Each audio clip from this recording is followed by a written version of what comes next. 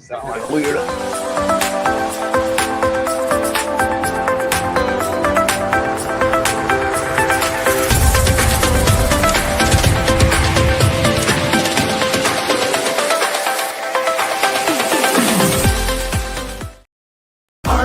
Kielty, plumbing, heating, cooling, celebrating 15 years of bringing comfort to you. Feeling realty, call RJ Kielty. They'll get your system working to cool you down. And if fixing a leak is what you seek, RJ Kielty service is the best around.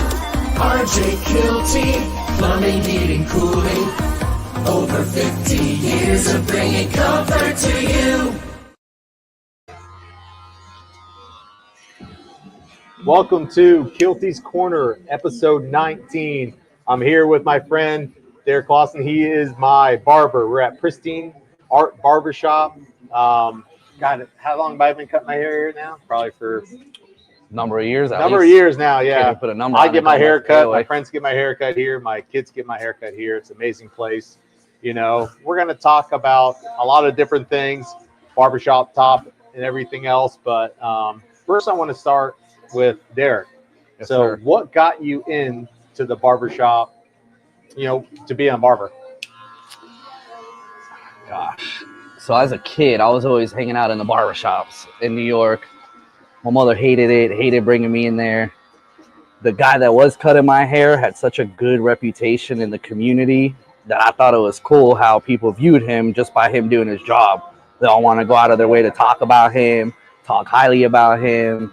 I thought it was cool. You know, he got to wear regular clothes, talk sports, listen to music, and then working different jobs, going, through food stores, grout, delivering, restaurants.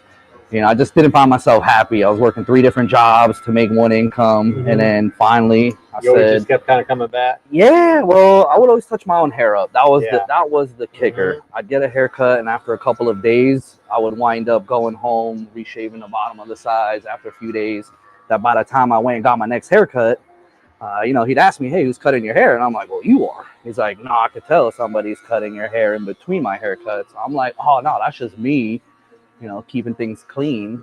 And he says, "Well, it's not bad. So why don't you go to barber school? I'll potentially give you a job." I said, I never really thought about it that way. And I was still working in businesses that I wanted to stay loyal to at the time. I was going to community college for a year, so I wasn't going to quit on that yet. And I said, let me finish school. I'll go to school, barber school, when this is done. Check it out. If I like it, I'll pursue it. If not, I'll move on to the next thing until it sticks. And I finished PHSC at the time, did my 1 year, my associates, went to barber school. And throughout that year, I just felt myself enjoying it. It was a task of, you start something, you're naturally learning at the same time. So I'm just like, now I'm going to, what looks like I'm messing your hair up, how do I fix it? And then I'm going to wind up doing my job, fixing it, making it look presentable. This rock star.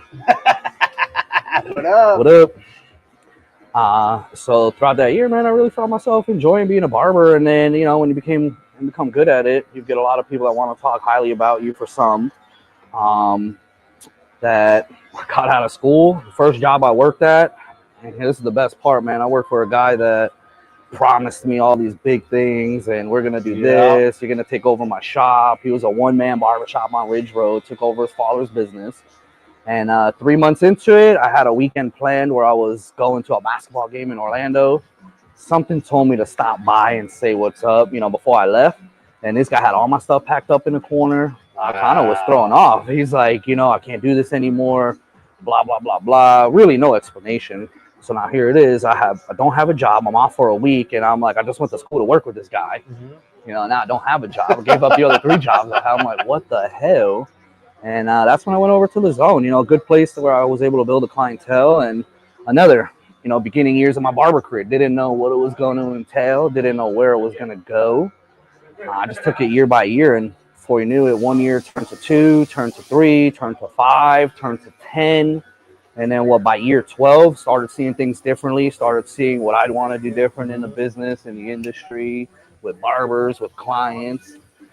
and more or less focus on how to build a clientele and not how to cut hair. Cutting hair, I learned, the first 5 years, which I always tell these barbers, spend your first 5 years learning hair. Don't worry about who you're cutting, what they look like, what they're paying. Just learn the hair first. Then when you get good at that, now all of a sudden, you can bring in all these different people of all ethnicities, all jobs, all incomes, and you're providing a service now that doesn't matter if it's curly, long, short, that you know how to do. You're reliable, you're consistent, and they're going to keep coming back and then telling people that are around about their barber and not just a good haircut. Yeah, what I think people don't realize too is like literally, Pristine Art Barber Shop. This is literally an art, and it's either people have it or they don't. You know what I mean? And like you said, some people are like, oh, it's just a haircut. It can't be that hard to learn. And you see the differences dramatically, So, and some barbers have done it for 30 years and they still don't have it, and they never will. You know what I mean? Nope. You have to have the eye for it. So So that name Pristine Art, the whole thing why the barbershop's not named after a barber is because we don't want anyone to feel like they're not contributing to something that they can't leave with. Yeah. No one wants to go to Derek's barbershop. No one wants to go. I mean, they'll go there. Don't get me wrong. The service is good. People are good. But how am I supposed to groom and fill? I joke with these guys. I want an army of barbers. That's the whole point of 15 barber chairs. That's the whole point of let's focus on everybody but me, but Adrian. And we really didn't want to name that cater to a specific person. We wanted something like a brand everyone likes to refer to, something we can put our time in. And when these guys build a clientele, grow, we want to keep everybody with us. But you run a business, you know how it goes. Employees don't last forever. Some think they have a better idea. Some think they could do it better. Some want to do it for themselves, Yeah, somebody want to come back. Some like, I've dealt with all that. People leave, quit, come back, ask for jobs, quit again. Some go to open businesses. Some switch professions. I really, with the name Pristine Art, we try to encourage the guys that do want to work here with us, that when they're ready to do more and see more, bring it to the table with us. There's no reason to feel they need to be pushed out these doors, that we can grow in the community, whether if it's another location, a barber school. We joke around about wanting to open up a laundromat, calling it literally Pristine and Clean. Yep. Why not, use the name? It's a brand. You can take it and run with it. It doesn't have to just be barbering, but back to barbering and it being an art, it is an art. It's an art. It's a trade. I feel like you've got to have a little bit of a creative side just to, understand, you're dealing with people, looks, beards, hairstyles, life changes, people change, styles change, hair changes based on age, and then not just age, you can get into the actual medical side of hair when people take medications, get cancer. We just had a gentleman in here, got cancer, lost his hair, wanted us to shave it, but was embarrassed to come in because he didn't have hair.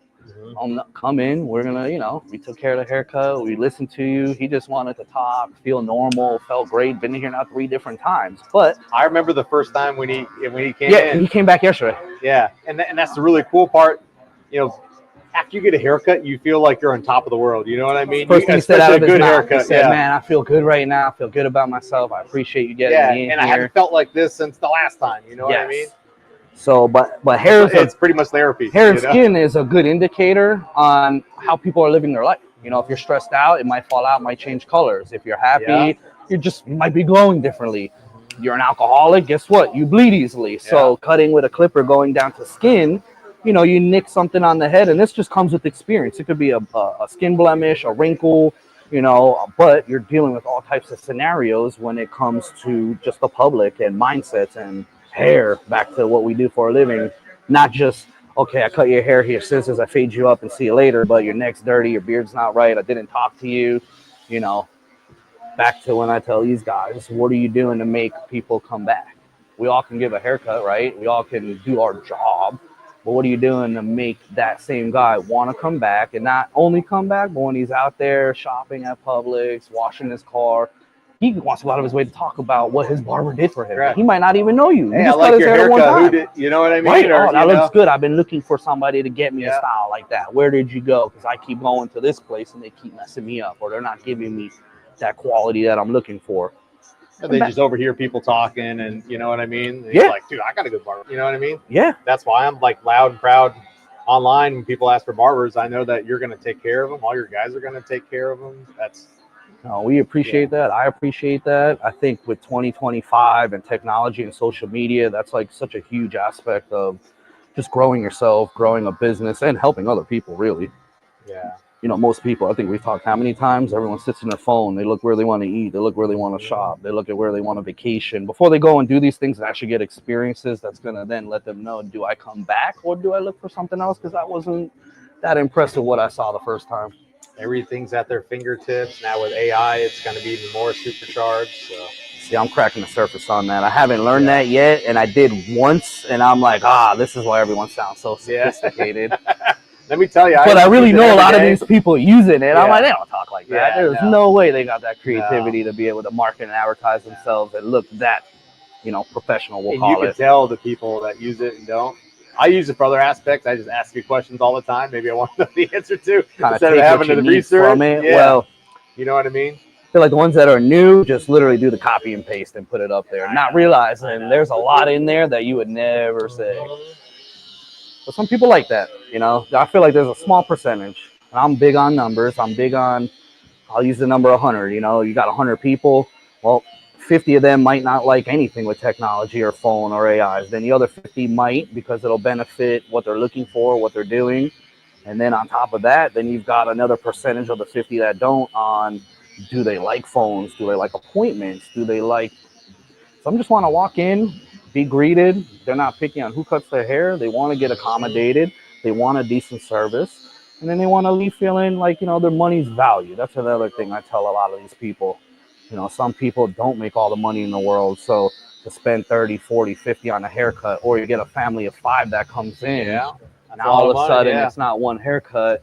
You're 5 kids at 30 plus the adult. You're 200 plus on haircuts. And if you come every week, not that family comes every week, but they would love to come every week.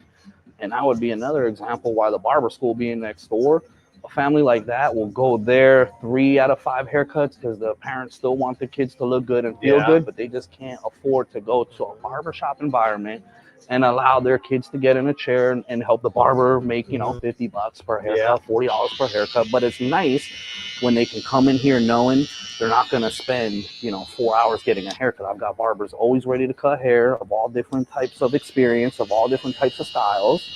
And, we just don't want to turn away any business, not any family, we've got women that come in, men that come in.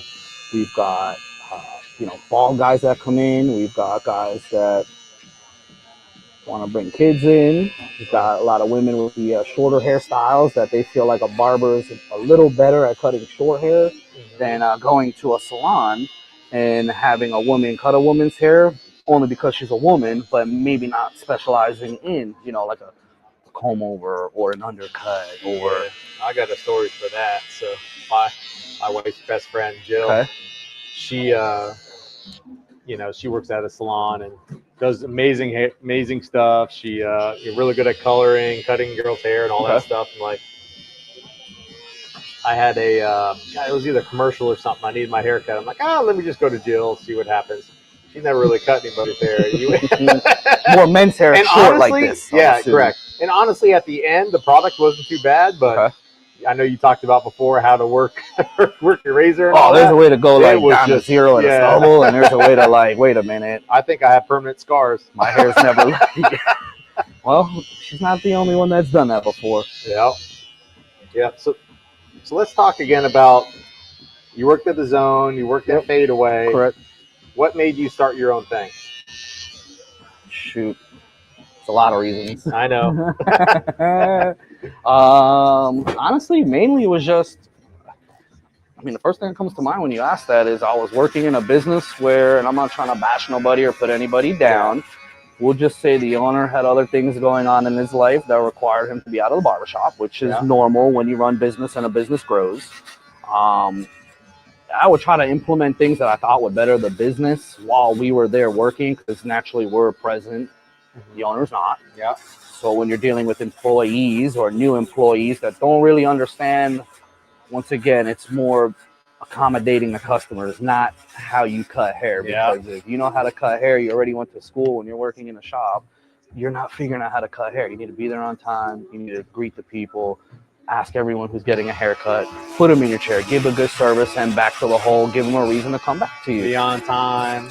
Yeah, so I would do things there to benefit a business, but didn't have the backbone from the owner to implement the things that we were doing when he wasn't around.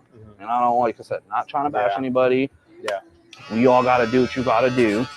But it just became frustrating. And then once you started hearing comments from people that were people I didn't know, they would come in there for a haircut, leave with a bad experience based on an employee that was there, not really knowing what the employee has to offer personality-wise, how he works, what he talks about, what he does on the side, things that should be common sense that, you know, you talk to an adult and you're like, all right, I think you should know better when a kid or a woman's in a chair, not really to be talking about the things you would do with, you know, an older person or somebody that's not yours, or your nightlife, which is, we all talk the talk, you know, everyone goes out, has a drink, everyone, you know, gets mad, gets angry, everyone gets happy. You know, but for me, I started seeing employees that just were given a bad reputation to the shop. It was a shop that had 9, 10 of us at one point that then slowly trickled down to 4. And then the main concern of is, oh, every time I come in here, how come it's only you guys working? Where's this guy? Where's that guy? Where's this guy? Where's the back guy? Now tell them I just work here. I don't own the place. I don't run the place. And if it was up to me, it wouldn't be ran in this fashion. And after 2 years of seeing things that you would do differently, it just comes a point where you're like, I've either got to do it differently or I just got to get out of this situation, because I literally did not find myself enjoying being a barber, and I love what I do for a living. So, you know, my last 2 years there, now Adrian, me and him have been friends for over 15 years. We've worked together in all 3 of the shops I've been in the area. We've got a same outlook on work ethic. We've got the same outlook on barbering, and we've got the same outlook on how we want to help barbers grow and be financially set and stable when they decide to be a barber as a career and not think they need a second job or got to switch to go sell insurance with a friend because he's making 20 grand a month, but then 6 months later, guy's not making any money, blew his 20 grand, and now he's sitting there complaining, but looking at you, still playing the little game, still going to work every day, busy or slow, you know, and then your busy days, you capitalize, your slow days, stay in the business, be productive. Now in 2025, you get on your phone, take pictures, post, advertise, engage on stuff you see online. I mean, there's really so much you can do before you need to pay for somebody to do it for you. So back to the fadeaway, which don't care about putting names out there, but it's out there. No, well, I'm good friends with Nate. Yeah, no, he's a great barber, great person. We still stay in touch. Great guy. He just gone you know what I mean? He just, his mind shifted a different way. Yeah, he had other stuff and he going followed on. that. No, you know what I mean? So, he's doing more good, you know, with himself and with his time than what, you know, some would think he did with the business. Yeah. Even though the business he set up, and we were all contributing to making it successful. But once again, the backbone on things that were implemented, the support wasn't there 100%. Yeah. So me and Adrian were talking while we worked there and just had this idea, well, instead of leaving to go work for somebody else or go work in a studio or a suite the way all these other barbers nowadays do, because they have such a hard time being disciplined, listening to like the little bit of structure someone wants to set up in their business, whether you're 1099 or not. Yeah, because they think they don't have to listen to it. Oh, I'm a barber, I work for myself. If I want to get up at 11 and go work, I'm going to go at 11. If I want to be there at 9, I'll be there at 9. But come down to business. You set up a business, right? One of your first things is you set hours, you set days, you pick a name. So now if we're advertising 9 to 6, why are you coming in at 11? You know, if all our effort and energy to marketing, advertising, talking with people, handing out business cards, paying for advertisement, why are we going above and beyond to get people in here for you to stay busy so you're not sitting down, for you to want to come at 11 o'clock or 10:30 or, hey, I live this way, I can't make it till then. And I would tell them we're understanding, but if you worked any other job, had to punch in a clock, it didn't matter if you had to be there at 8 o'clock and you worked in Orlando. You're getting up at 5, you're taking the hour to get ready, and you're driving your ass to work. Point blank, if that's what you need to do to rely on an income. Exactly. And if you have that mentality like, hey, my own boss, well then guess what? If you're only going to harm yourself, man, you really have to work then, because you got to double down or you're just going backwards. Yeah. Right? That's the only way you make money is to work. You know what I mean? And I love that about you. You know, when you said that, hey, I want to do a little different. My guys are going to be here. I'm going to create an atmosphere where they want to be here. I'm going to bring in the right people so there's no drama. So everybody is friends. Everybody hangs out. And has a good time. So it's, like we're all different, right? How many Yeah. times have I been either frustrated over the years or even talking with other owners? I feel like a common thing they say is the faster you learn, you're never gonna find another you. Like I can't find another Derek. So looking for Derek and Alan, or looking for Derek and Ivan, or looking for Derek and Elijah, they'll have pieces of it, but to find someone who's gonna do everything that I do to where I'm like, okay, yeah, they get it. It's not happening. It's not possible. But if I can understand that, learn that, the frustration level of what I'm getting from somebody is not as intense as me thinking they can do more, when in that person's mind, they're doing a lot already to their definition, so they have the experience to do more, or, be a little more understanding of, we're dealing with people. We don't punch in the clock. There is no law that Tanner has to come back and get a haircut with me the next time after I cut it. You got that opportunity to put your money and spend your business anywhere. And out here, there's barbershops everywhere. There's suites everywhere. There's mobile barbers everywhere. And yet we go back down to a barbershop vibe. With all these other options out there, I don't want people to lose sight of when you do come into a shop. There's candy, there's music, there's sports talk. We're talking junk. We're quiet. We're emotional. We're loud. We're, you've got everything. Because if we're here 40, 50 hours a week, we're open to the public as we advertise. You don't know what's going to walk in the door. You don't know how long they're going to come back. In the 15 years I've been doing this, I've got one guy, I always use him as an example because it started with just him. Then he grew to have 5 kids. Now I cut him, I cut the kids. I've intertwined him with my jeweler. Then my jeweler, he's bought a dozen Rolexes between him and his business partners as he got into real estate. So I say it starts with one, and 15 years later, now I can branch off all these different that's how people. you have to build your book. Like you have to be here. The one person to come in could turn into 50. You know what I mean? You just don't know. Yeah. And even me doing this 16 years, I tell all these guys, I always stay till the end with them. Even if I'm not busy or if I'm cutting, I come early, I come on time. Because if I expect them to do it, the least I could do is do it myself and be the example of what I expect by leading by example. Yeah. If I start coming late and taking time off, guess what? That same barber might watch me do it for 3 months, and then all of a sudden he wants to make that part of his routine. Oh, well, I'm going to be there at 10. I'm going to take this day off. Is that okay? Well, it's okay if you got something to do, but if you're just looking at your schedule and you don't have nothing set up and you don't want to come in because of that aspect, no, that's not what you should do. Because we have $100 walk-ins that walk in here. They don't make appointments. They appreciate the time, the service. They're busy. They don't care who cuts their hair, and they'll throw you $100 every single haircut versus the guy that comes every week, has a hard haircut, complains about the price. It's going to give you a hard time. And I tell all these guys, when you get that easy haircut, remember that, because for all those times people come back, tell you you messed them up, or tell you they didn't like the haircut, or give you a hard time and make you recut their hair, that other guy that's appreciative of your time, that's busy, the reward in doing that service should compensate somebody that's going to get under your skin based on their personality. It has nothing to do with you. And I've told you this before, and you know it. The best people that you're going to have are the people that start here. Learn the Pristine way. Know exactly what you want. Those are going to be the people that are here long term. That's going to help your brand, your recognition. I would have thought everybody we had hired here would have been here still, and that's another learning curve. We've had 2 quit, we've had 2 get fired. And all reasons that you wouldn't think you'd have to tell an adult how to work or what to do in an industry that they've done either just as long as me or think they know it better. It's about protecting your name, though, and your brand. 100%. That's all it's about. You have one bad apple and it just, you've seen it. Dude, detrimental. Barbershops. Detrimental, to say the least. Yep. Get one bad personality in there, and all of a sudden, that guy's having a bad day. You've got people walking in waiting, and they hear that guy with a bad day, and then all of a sudden, you're subjecting people to a business to something they shouldn't be subjected to. That you can give the best haircut, right? Yep. But how many times do people say, man, yeah, that shop was cool, but while I was in there, I couldn't believe this guy was talking about this. I couldn't believe that they heard that. I couldn't believe they had this on the TV, or the one guy just wanted to talk about, his own personal problems. And I dealt with that. I had a guy that was, having some financial issues. Not that it was anybody's problem, but when you're sitting in a chair with a client and you're trying to guilt trip that person for how in debt you are, thinking this guy's either going to pay you more, or the guy just wants a haircut. He doesn't care who you owe, where you're going to come back. The guy doesn't come to the barbershop because he needs you to vent to him about his problems. This guy coming in because he wants a haircut and potentially maybe wants to tell you about his nonsense without any feedback. Just let him get it off your chest. Do the haircut, smile, nod.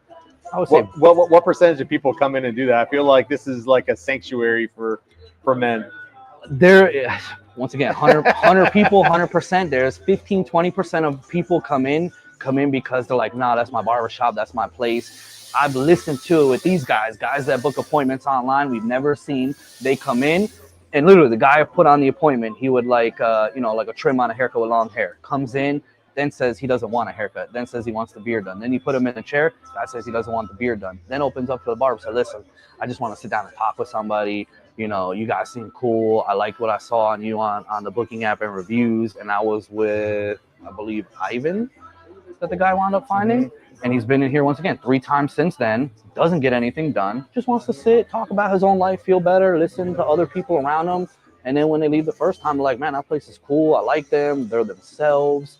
You know, I couldn't emphasize enough on everybody being themselves. I want them to treat their workstation as if they own it, which naturally they do. You're 1099. Rather than pushing them out to feel like they've got to go to a suite and work by themselves, treat your work area as if you are in a suite. Decorate it however you want to. Use whatever equipment you want to. People like uniforms. We do have shop shirts that we collectively wear, give away. But I really don't want to feel people need uniforms. I want them to be able to represent themselves in a fashion that when you get a new guy in the chair, they can kind of look at you, get a little general idea, maybe how you are, what you like, your style. Sometimes not. Some people don't care. Some people walk in, they're in their phones, they're busy, get the haircut and go. I've got guys that come in, don't say a word to you. And I've got guys that come in where I can talk a lot. I don't get a word in with them. I'll sit here and have a conversation with another barber, like, listen to my client, man, this guy's going on about whatever. And I'm listening and engaging with him. But he's not worried about if I'm listening or not. He knows I want a haircut, and I'm going to give him a good haircut.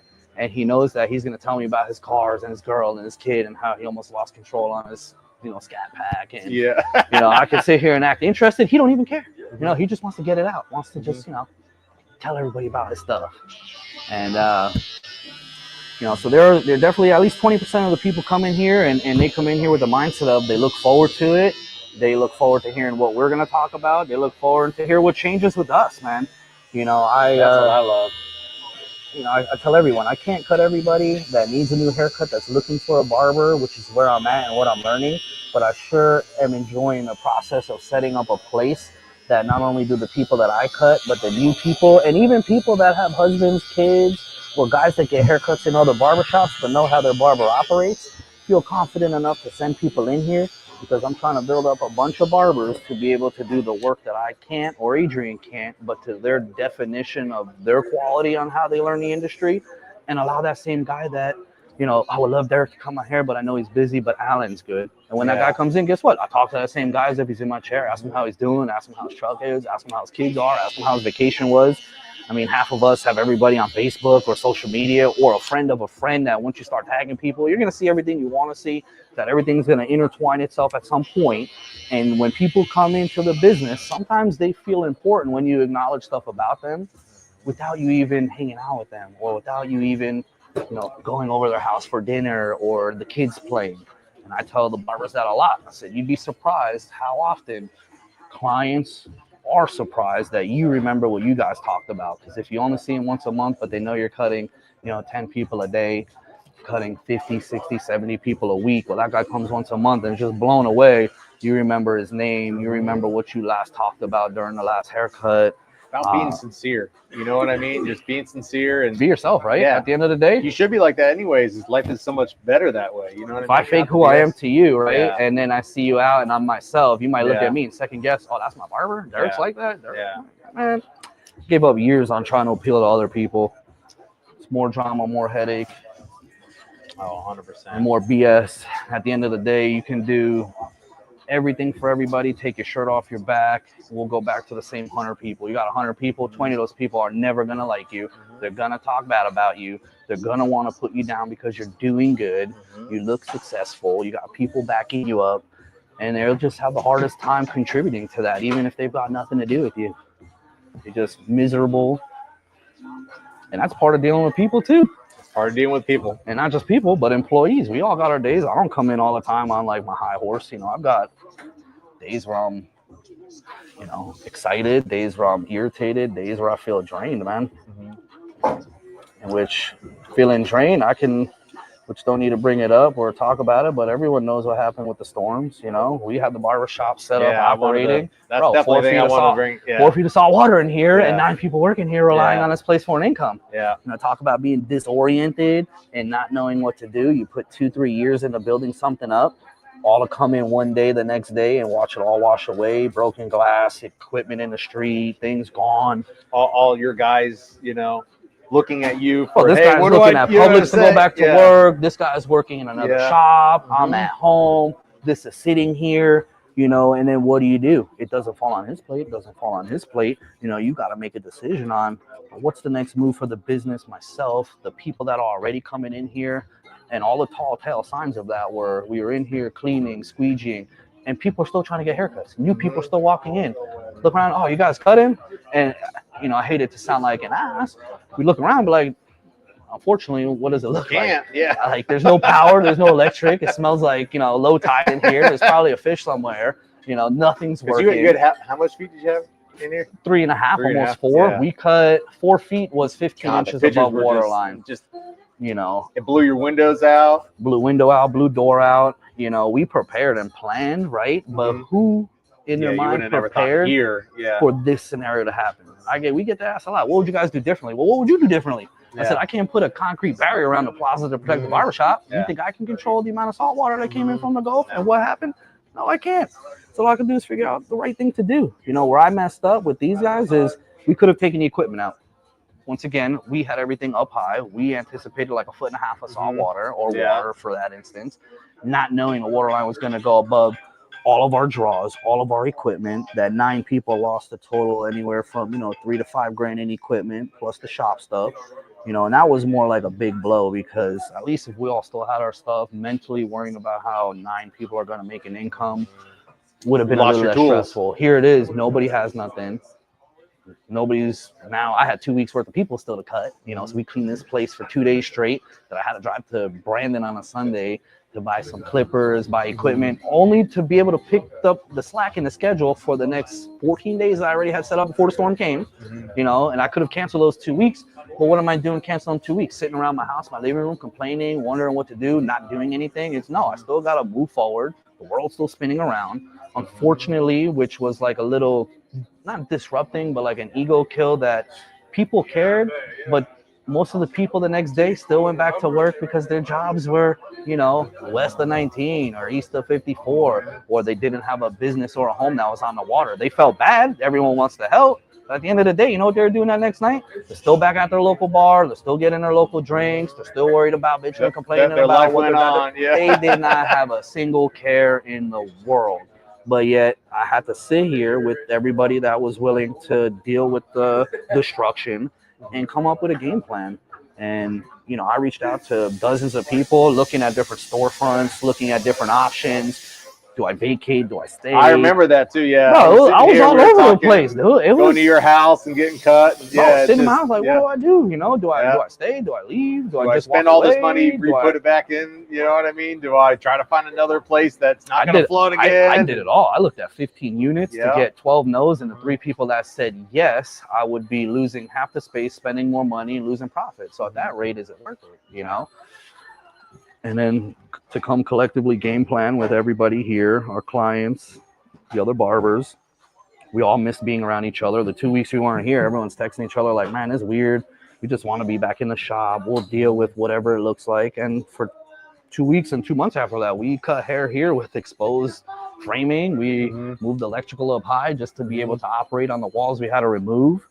You know, strategically, the epoxy worked out good last year because now it's just touch-ups. We didn't have to pull up flooring, which, you know, another expense. Yeah. You know, so lights were up high. You know, we had a little foundation to work with.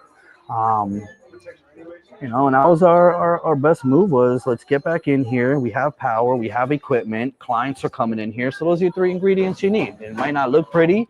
You know, you walk in, it looks like a construction site. You know, that drove me nuts, still does drive me nuts, walking around with dust on my feet, tracking, collecting, waiting to do baseboards. But I couldn't avoid what happened. You know, that was out of my control. I had to just make the best out of it, move on. And there's 2 people in this world, people that are going to just give up. That's just too hard. I'm not doing this. Or the people are like, hey, I was there. I'm going to figure it out. Yeah, I was there. I know. You know like, it. Reagan knows it. Heather knows it. My clients that were still getting haircuts, like, I could see her off. I'm like, yeah, dude. I said, I don't know what to do. I said, because, you know, you make moves, you plan, you come up with a game plan. This goes back to Fadeaway when we decided to leave there. So here it is. We left the business after 8 years of being somewhere to pursue our own idea, our own plan, our own vision of the industry, and not just barbering, ways to help people that want to barber, that don't have an idea, that have watched us do it, that are looking at us to help them get to like where they want to be as a barber and financially where they want to be in life. Because I've got guys that bought homes, guys that just had newborns, guys that moved out, and they're not doing it because they have a paycheck that's coming every 2 weeks. They're literally putting in the time here, trusting us to market, to advertise, trusting us to network, and using the people that we've all accumulated to help us as a community, you know, grow as a shop, grow as individuals, grow to where they can impact the community in a beneficial way, because they're in a better state of mind and they can actually speak on experience. But if they're not here to do that, they're not here to witness these things or to trial and error and to learn it.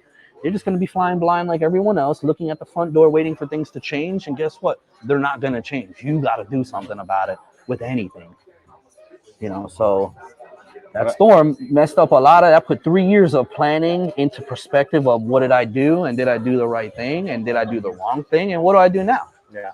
You know, and I've been telling myself I'm doing this 3 months at a time. So from September till now, I couldn't tell you how many times I just wanted to fast forward, get past Halloween, get past Thanksgiving, get past Christmas, get past the New Year's. I want to see what January looks like, because back in September, I couldn't tell you what January is going to look like. I couldn't tell you where I was going to be. I couldn't tell you what these guys are doing. And to think about them putting in the time somewhere else to learn as a barber, to think about leaving this place and letting some other knucklehead that thinks he's smart come put a barbershop in here, and we put in 2.5, 3 years of building foot traffic in a plaza that I got told no by 100 people. Oh, it's an old plaza. Oh, it's not in a good area. Oh, you know, it's recessed back. All right, I get it.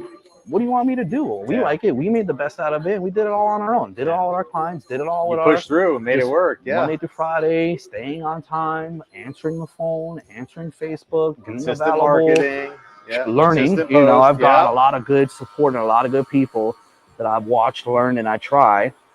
And the posting and advertising, you already know, it's a part-time job. And I feel like when we get together and talk, it's nice to hear other people, never mind business, the backside of doing things that you get that people don't realize, whether if it's family, relatives, friends, looking like you're concerned about other things when you're doing things to benefit your future, not for your own personal attention, not for your own personal needs. You know, you decided to open a business, build a name, build a company. Well, now what do you do from there? Once you set it up, now you got to run with it. And then learning, for me, how to shut it off, you know, because I'm still a barber, never mind an owner. So when I'm at home, there are some times where if I'm doing it, talk about that. Bro, if I'm doing things, it's because I'm doing it as a barber. I'm not really trying to handle the business. You know, that is almost, you know, these guys are all 1099. They can coordinate their own haircuts, coordinate their own people, make their own stuff. I still have to do the same.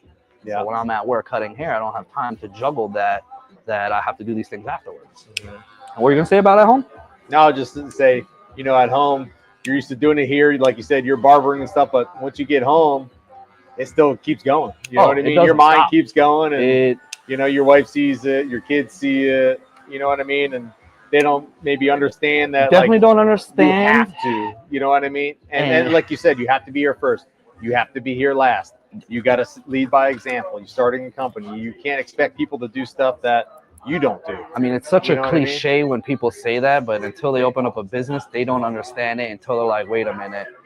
They are right. You really do got to go 100% of the way. But everyone will tell you, I mean, shoot, I feel like a lot of successful business owners at some point, or they've been doing it 20 years, we'll call it. Let's just not say successful, because you can have a business for 20 years and just be very mediocre and average because you don't want more. And I feel like this falls into like overthinking, setting goals, right?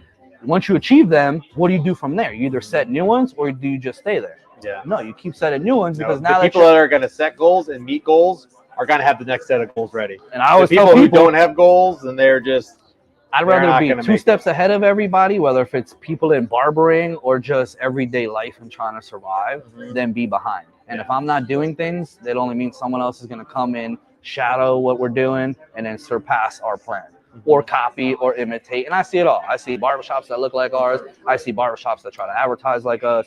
I see barbershops that try to word things and try to stick their neck in places that they're not used to doing because they think it works, but not knowing the time and energy of what also falls into that.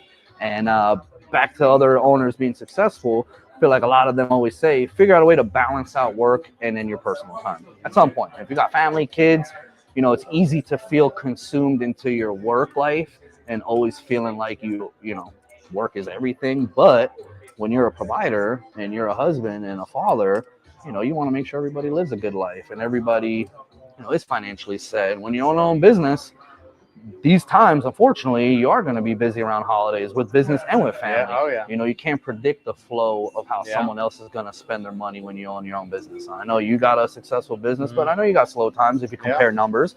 You stay afloat, don't get me wrong. But on your best months, though, wouldn't you love all 12 months to be that way versus like 6 months out of the year? Yeah. Same thing with me, barbershops, right? We're busy. I always say the cliche of the industry is Thursday, Friday, Saturday. Everybody wants haircuts on the weekends. Well, how do we look good for that weekend? How do we divert some of that traffic to Monday, Tuesday, Wednesday?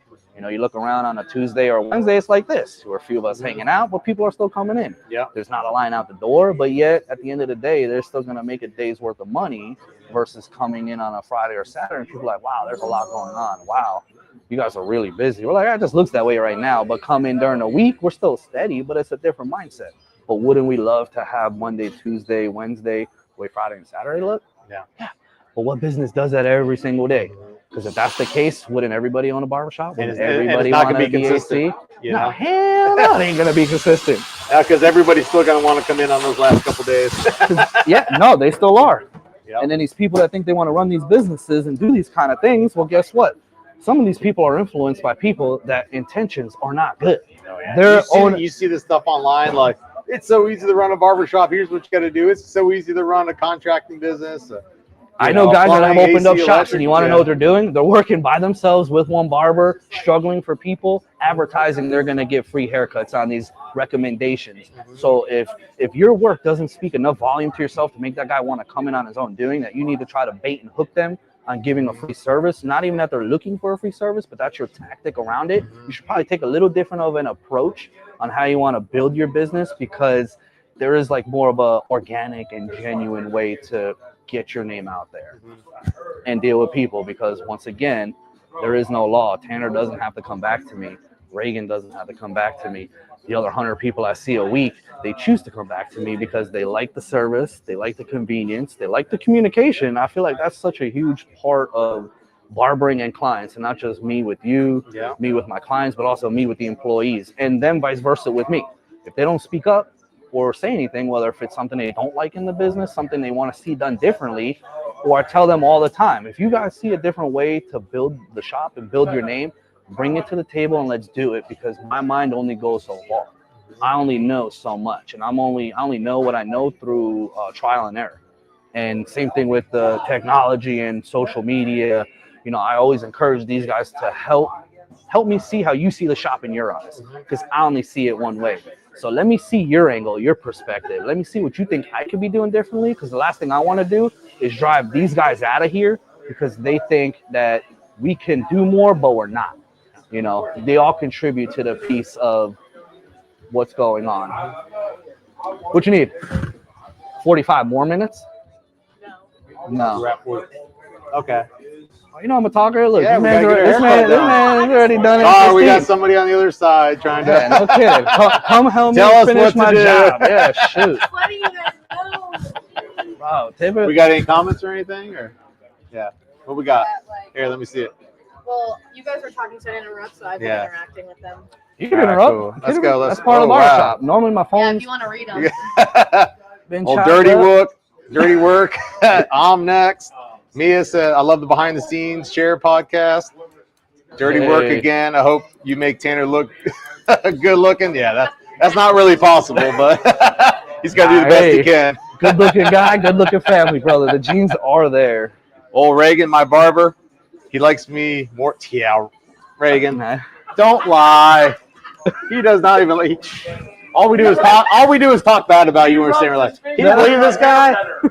God, got this old guy coming into my barbershop. Hey, he's got thicker hair. Yeah, he always wants to put more dye in his beard. I plead the fifth on that one. I don't know anything. I call it all right. You died. Well, old dirty work again. How is your edging game? Undercuts for women. You Perfect. Guys, yep, able to Do draw everything. some designs the back of heads. Yep, they do. Design. Hey, check the design Adrian out. You can walk around. Yeah, bring Where you Adrian at? around here. See, Come here, Adrian. Look at that. look at this. Look at this. Look, they want to see a Turn special around. haircut. Oh, get down, No, you're get not down a even little there. bit. Get down. There you go. Pretty There you dancing. go. Shake it low. Still not down. Well, get in there. Hold Look at on, that hold on, cut hold right on, there. hold on. Get in there. Call that a skullet. Here, pick your head up. Skullet? Yep. And that could be for anybody with or without hair, with designs and beards. Rumor is that's Reagan's next haircut. He's growing the back out. We're buzzing the top. I'll gladly pay to see Reagan with a baldy on top and just long hair in the back, dude. I would pull it off. I know you would. I could even put the hard part still. All right, my girl loves it. Took me all summer long for her to get her hair cut off the back, and now she says, I feel like it's 20 degrees cooler out. That's It does. fully true right there. Yeah. So I used to have longer hair, and I cut it off, and I felt like I was going to break my neck when I turned sun. Your neck moves a little easier that way. A little extra weight. Uh-oh. Mia says, don't get confused. I'll line you up better than Derek. Whoa. Hey, she might. She might. I don't know about that. I feel like she's a We'll try that jack of all trades. We'll try that on Reagan. We'll try him out first. See what Hey, happens. just know there's nothing I can't fix. It might not be what you want, but I could fix anything. Any bad haircut, bad beard. Can't fix stitches, though. Reagan goes, have a barber that makes adjustments to your life schedule is important. Derek always makes adjustments for you. And that's honestly, what I love. You never say no. You're like, well, let me figure stuff around. You'll move your whole schedule and talk to people and stuff to make it work. Juggling act and multitasking. No, and I appreciate that so much. That I'd piggyback on why you don't find me on a booking app.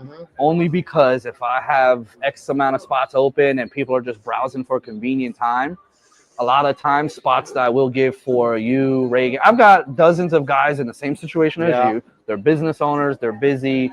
They can't always just get a haircut on a scheduled time that they call spur the moment. I encourage everyone, call me and ask me. Worst case I tell you is no. Best case I say yes, or I'll give you the next available time. Exactly. Not every time it can work, but you try. It's not like you automatically say no. You say, hey, let me look at it. You know, that's what I love This is about how Tanner Derek. gets in. Pen and paper. Yeah, there we go.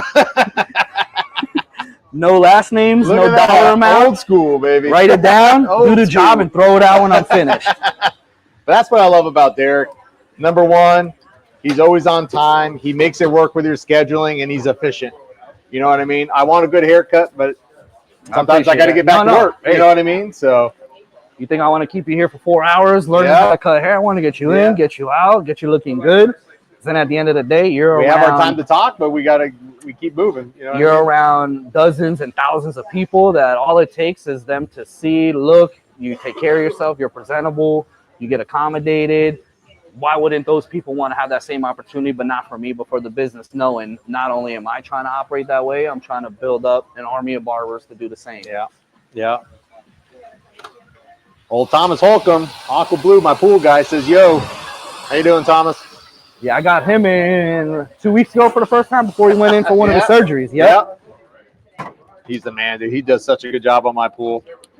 I've learned a lot of these local businesses and owners are really genuine, good people. They're willing to learn. They're willing to help other people grow. They're willing to stick their neck out for other people, even if they've just met them, going off of reputation of other people and or their own personal experiences after they get to go into that business. See, is everything everybody talks about legit, or is it just a show or an act? And then even when you do get the service, and I'm sure Thomas will be able to tell you, I'm sure Reagan will be able to tell you, every time you go to your next job, a new job, do you perform the same way to where now your reputation is backing up what your experienced clients are telling and your repeat business? And are they corresponding with your new business? Are they saying the same things? Or is there like a miscommunication on, well, why did this guy tell me that's the best place? He does good. They respond back. And then when he goes, they don't talk to you. They don't call you back. They do a half-ass job. And they want you to pay their bills and some. You know, everyone wants $100,000 a year. Everyone wants to, be on top, and everyone wants to not work for it. Yeah. So the biggest word I use in business is consistency. So it's got to be consistent. It's got to be, doesn't matter what barber you go to, you're going to get a good experience. Right. You're going to have somebody who cares, somebody who does a good job, because you have one opportunity. You have one opportunity to wow somebody. Nowadays, so it's even so hard to get people one. Yeah, exactly. Literally. Well, it's so hard to get people to come in the door, right? Yeah. No, so I tell people there is no line out the door, only because there's so many got options. your chance. But there is opportunity. Yeah. My juggling task with that is keeping enough employees here to where there's never a line. The only downside is I always have a barber or two that's not cutting hair. Yeah. So when people walk in, they have the impression that that's a bad barber because he's not busy. Yeah. So to try to explain to somebody that's not in the industry on the juggling act of making sure you've got staff, but making sure you've got clients, having them meet at the same time, because then another 6 to 8 months from now with these two guys sitting down, they're not going to be sitting down, right? So then now do I let that line form out to where let's go to 100 people again. 100 people go to a barbershop. Well, 30% of them are not going to want to wait when they see 5 people sitting in the shop and everybody cutting. If I go in there and I got to wait long, I'm like, they're gone. Or if you got kids, you're like, my kids are not going to wait this time. 1,000%. So I'm either coming back another day or I'm going to another barber. You know what I mean? And as an owner and someone coming up with a game plan or strategy or trying to be strategic about how you meet the demand of business, always keeping a barber or two available and here, for me, is beneficial to barbershops and being able to grow shops. And the only catch is we work with them financially. Yes. Me and Adrian are willing to give them, and I always tell people, I'll give you what we get in return. Yeah. And so I'm not going to start out that way, but and what you show up during these that's times. It's exactly what I'm going to say. If you show up on time, busy or slow, you can take time off. You can leave for emergencies because you're communicating these things. You're not just sleeping in bed till 12 o'clock and then calling your job. Hey, sorry, I forgot to come in. No, asshole, you should have told me last night when you were out and about that you weren't going to make it tomorrow. I'm not going to care what you're doing in your spare time. We just need to know these things because we still have a business to run till 6 o'clock in that day. So if you're not coming in, and I've been in this situation where I've had clients and walk-ins waiting here, looking for a barber that never showed up, and it made me look bad because I kept him here while the barber was miscellaneous. So for me, is your communication falls back on the consistency and being able to have barbers here not busy but allowing them to be financially set. That falls on us to one, we don't make money off them for 2 months. We let them I was about to say, some people get so greedy and they won't do that. I know plenty of owners, booth rent right away. So if you walk in the shop, if you set up a barbershop, right, and you want to open up a shop, you're going to tell yourself, well, I've got 8 chairs. I'm going to have 8 guys pay me $200 a week. I'm going to collect, $8,000 a month. Well, guess what? If 4 of those guys are only cutting hair half the time, they're not paying you $200 a week. Yeah. But how are you as the owner building that person up to being able to average that amount of day to where they're not worried about paying you? And that falls on us coming up with a strategy, and that we let them work for free for a little bit with good intentions. Let the business foot traffic see there are more hands here. You don't have to wait. You don't have to make an appointment. You can do all these things if you want, but once they get a little bit of a reputation, then we'll put them on commission. And then commission will get a percentage of what they do. And then at some point, they groom themselves into being on booth rent, and everybody's happy. We're happy. We're making money. They're happy. They're making money. And I don't want to say anything, but I'm sure you got a lot of Bucks fans on there. I want my look at that Saints over there. Love the Bucks. I'm a 49ers guy, but I'm mostly a college guy. I'm a Seminoles guy. We don't talk a whole lot after this year. That's all right. Hey, you guys had your run with Jameis when you guys were on fire. What else we got in comments? We got Poppy Tanner. Hey, Poppy James Tanner, Gribble, right. love the energy. Mariah, what a clean looking barbershop. And that's thank you. That's what the word pristine means to me. You know what I mean? And I know you've said that. Everything clean, everything gets cut, you get swept up, which you're a good sweeper. Remember we talked about that? It was like, man, you sweep good. I'm like, well, how do you sweep bad? I'm like, just stay clean. But no, me and Adrian have made it a point to, when you walk in that first door every time as a new customer, we want everybody to take the same thing. It's clean, it's bright, it's organized, it smells good. Yeah. Don't want it to smell like food, don't want it to smell like, aftershave's good, don't get me wrong. But we've strategically we've got air wicks, spray cans. I've probably got 15 of them scattered in the shop. So when you walk in, every time is like, that smells. Why does it smell like a Bed Bath and Beyond versus like a man smell? Or you're gonna smell like that when you leave the chair. Don't get me wrong. Got aftershaves, lotions, gels, etc. But your initial, when you've got women coming in, men coming in confident to send their women with their kids when they can't bring the kids, knowing the place is respectable, they're punctual, it smells good. You're not subjecting their kids or woman or grandparent to something they might not have known about. And I've gained plenty of clients from other businesses because they've gone in on a separate time and didn't realize how some of these people operate. And even down to just barbering, it's just a haircut. You know, it's not special. But if you're gonna try to build a business and lose business, you're gonna drive people away thinking that way. Point blank. What else we got?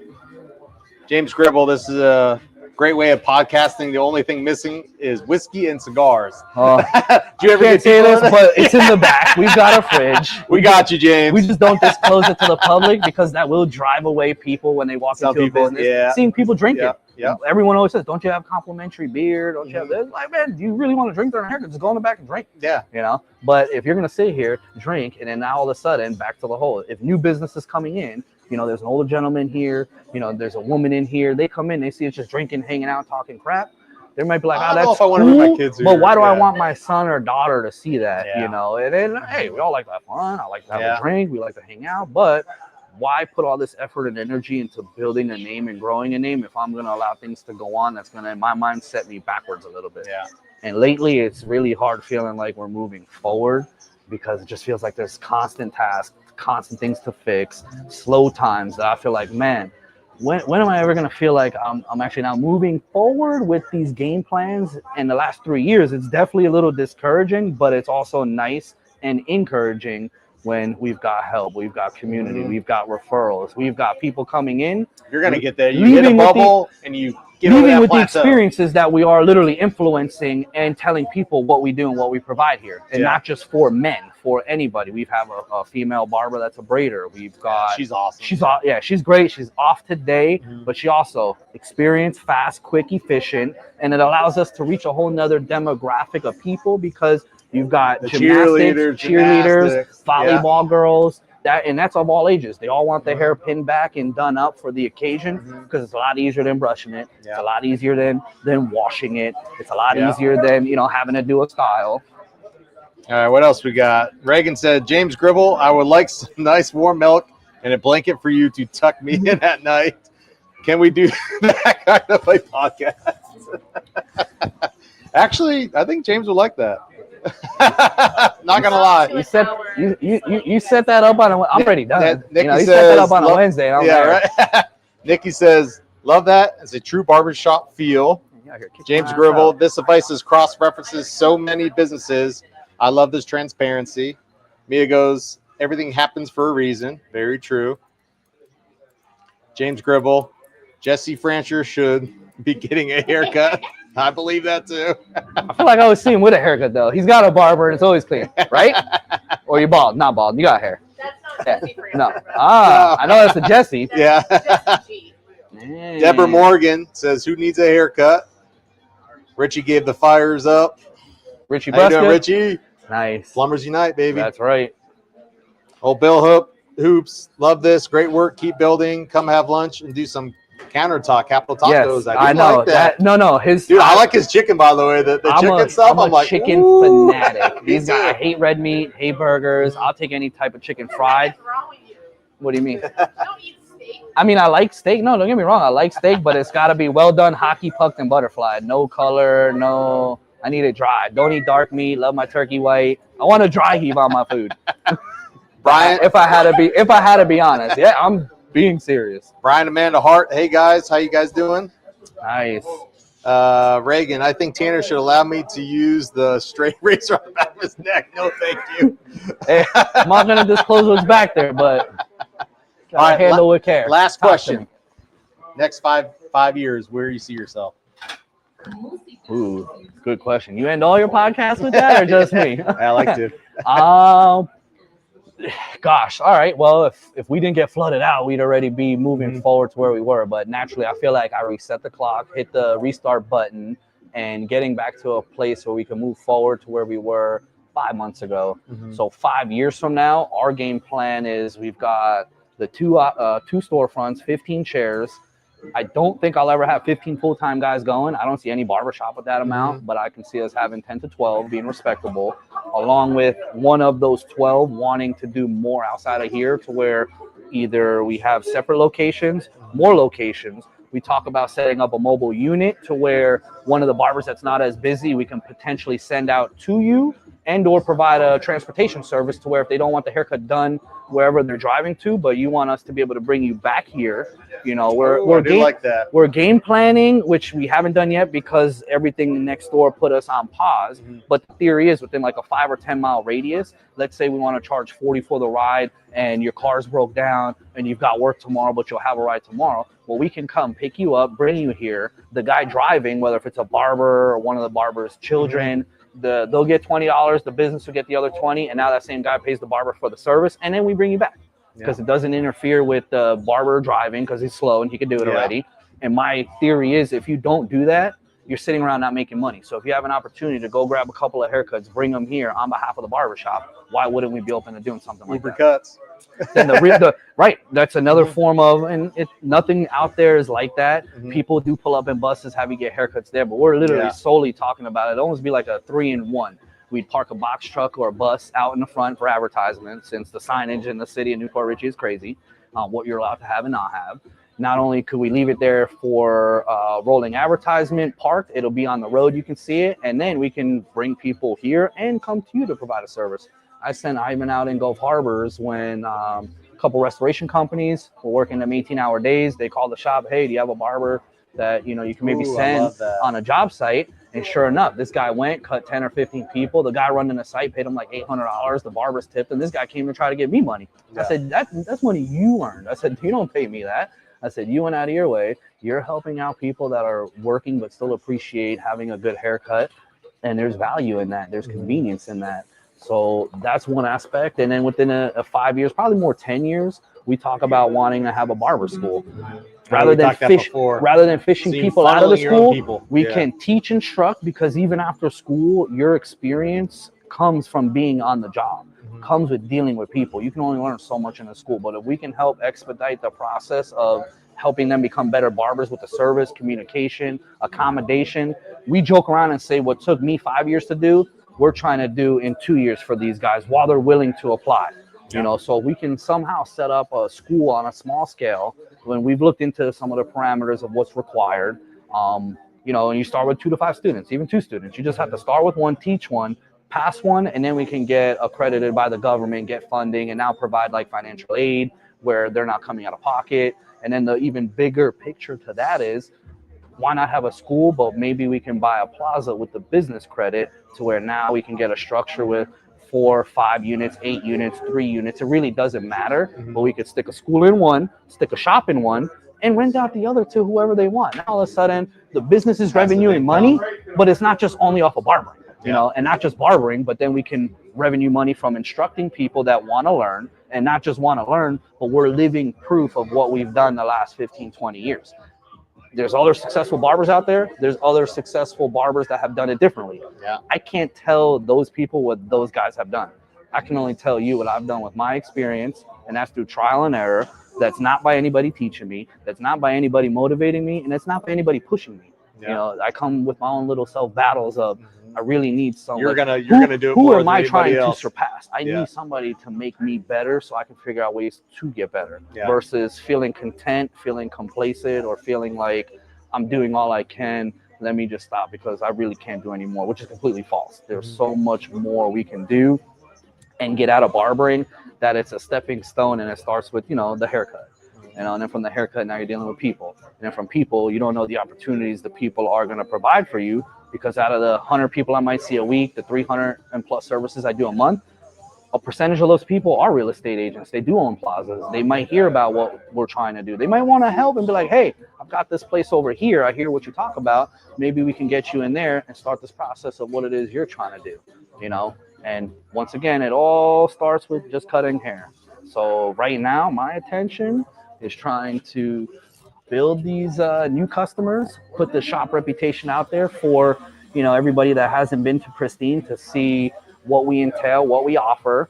And then if If I can do this 1,000 times a month, 1,000 times a year, 100,000 times a year, I'd like to believe that'll show me the opportunity of growing, and not just for myself, but growing the name, growing the brand, and growing people that want to do this for a living because they see the success. They see what we have done. And even at that rate, do you ever stop? No. Yeah. There's always more that you want. Yeah. And nothing with cutting hair, but while I got you here and on the spot, Yep. I'm gonna need a plane ride soon. We Yeah, talked come about it on, for baby. years. I know. I got you. I don't care if I'm I flying got over you. We're gonna do airport. it. I don't care if you're flying me to the Bahamas and we're not telling We're gonna nobody do it. about We're it. gonna do it. I promise One you. day I've got, and my wife thinks it's crazy because she's like, I don't want you going in a plane. What if you crash? Yeah. I'm like, look, I'll wear a parachute and I'll pencil dive. Like, you know, pretty sure it's a good game plan. I love it. Being choked out. Yeah, we're being choked out. So last thing, Derek. Oh, make sure you like your haircut first. I love it. And we'll do a little spin at the end here so we can see the haircut. I get asked a lot, why do you even show me still? I'm like, man, it's part of my job. Same reason why I'm always going to ask, are you still doing the same haircut? Do you like it? Are you happy? Do I suck? Guess what? There's a lot of people that don't like me. I'm just happy to be here for your growth. Looking snazzy. Okay. Your perseverance, brother. Hey, he's taken. Just kidding. I would pick I your think you can, brother. any day. Hey, no comment. Plead the fifth Yeah. on everything. So what's the address here? We are, 7129 US Highway 19, Newport Richey, Florida. Cell phone or shop number 727-355-2008. And everybody is welcome. Doesn't matter. Long hair, short hair, bald, kid, women, elder. We got bald over there. Bro, you want beards, hot Skull. shaves, towels, skullets. Speaking of that, hot shaves, where's Reagan? Not here. Reagan loves to be pampered. I just tell him, dude, I'm so consumed with my clients from when I built my clientele as a barber that I don't have the time to sit here and spend an hour and a half on everybody. I'll give you the hour because you're special. Yeah. And it does require hot towels. But, you know, I do have guys here that do provide hot towels, steam, face treatments, you know, everything that people think they've got to go to a special shop or Tampa to get. We do everything in here. It's just a matter of asking, doing it, and allowing these guys to understand what you want as a client. Love it, brother. Pristine Barbershop. That's it. Pristine and clean. See ya. Microphone? Yeah. I'll rip it off of you. Thank you.